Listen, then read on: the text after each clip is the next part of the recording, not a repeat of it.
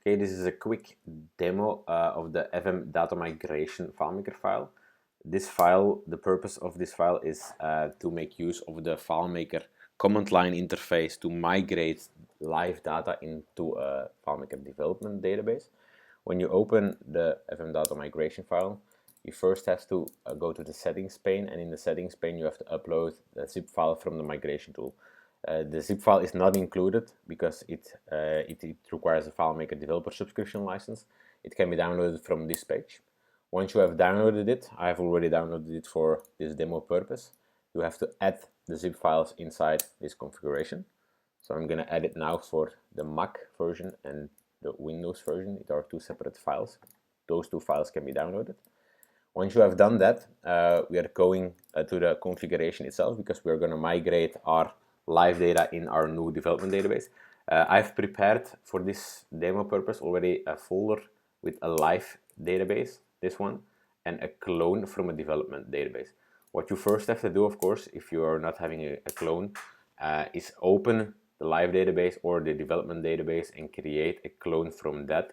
Do not edit that clone because otherwise you will have problems, but the tool will report it. Next, since already a new record is present, I'm gonna start by selecting the migration process. So inside the FileMaker data migration folder, I'm gonna select inside the live folder the database itself, and now I'm gonna enter all the details. I'm gonna select the clone file with the property details, and I'm gonna select the target, the path where the result will be saved, and I've already created a folder for this.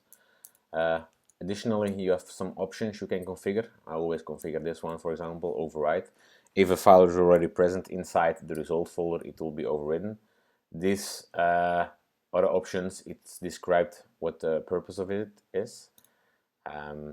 Once everything is configured and the tool has been loaded in, you can start the migration process. It asks first for a dialog. When pressing confirm, it starts to migrate. At first step, it will prepare everything. This tool requires a FileMaker plugin, so do read the changelog. Inside the changelog, there are some requirements about the plugin. It uses the free base elements plugin, but the version is dependent on the operating system you're using. So do read changelogs before starting it and use the appropriate version as described inside the changelog. Once the process is fully done, first step is preparing, then it starts to migrate itself, and then you can see the result. After the migration process, you see the whole result here.